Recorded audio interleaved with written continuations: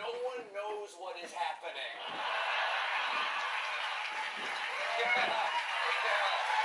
That's unbelievable, right? But, and if I found that all the solder joints might be a bit variable on the LCD, then choose a slightly thicker battery, the CR1625 or something like that. You've got 2.5 millimeters.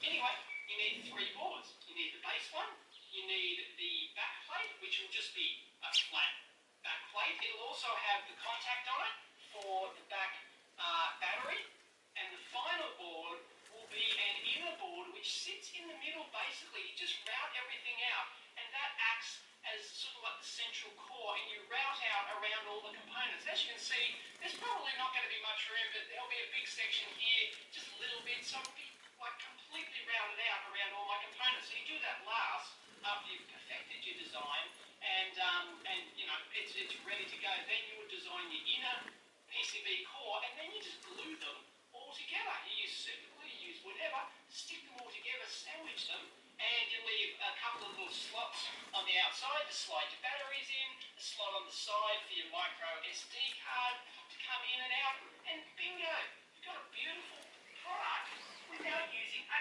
case at all. It just uses the FR4 PCBs as the case. I love it.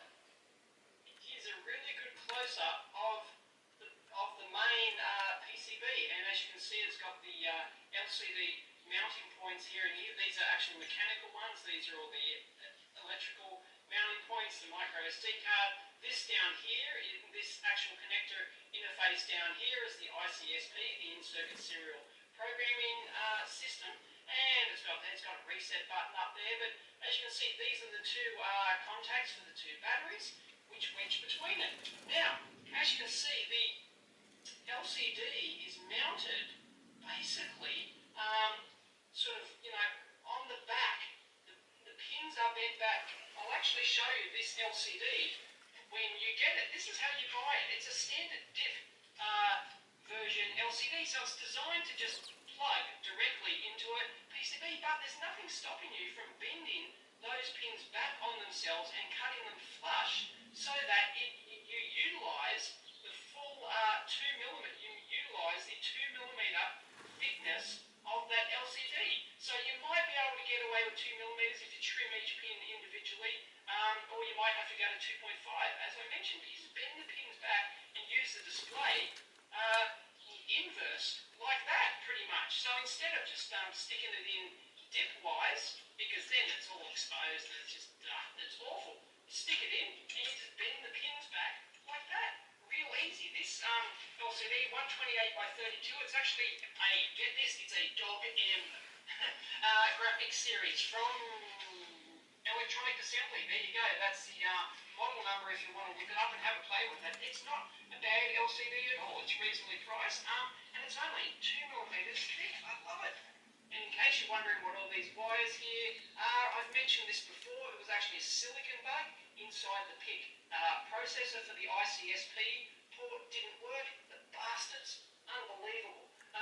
But yeah, it's got a nice little reset switch. And if you're wondering what the hole up here is, when I was designing this, somebody said, oh, it'd be nice if it had like a hole to stick it onto a keyring or something like that. So yeah, not a problem. Just stick the hole in for the keyring. And you can actually see the tracks in here under the black solder mask.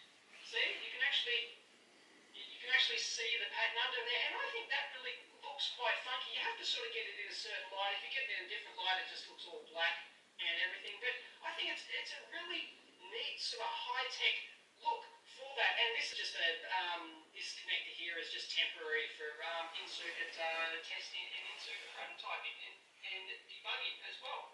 But there you go. That's the microcap. It's not finished yet because I never got around to actually doing the back plate and the inner core board as well.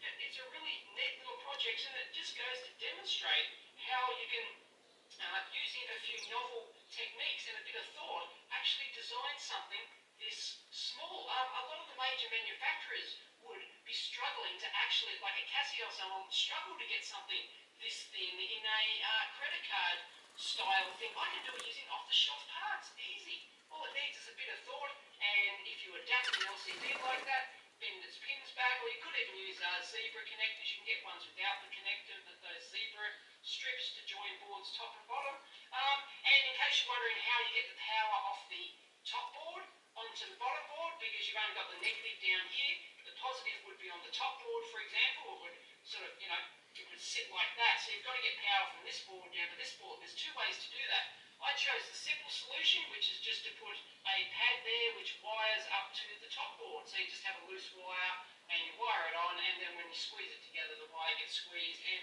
not a problem. But if you really wanted to be smart about it, but it's a bit risky, you could actually put vias all the way along the, say, the edge of the board or somewhere in the board, top and bottom, and then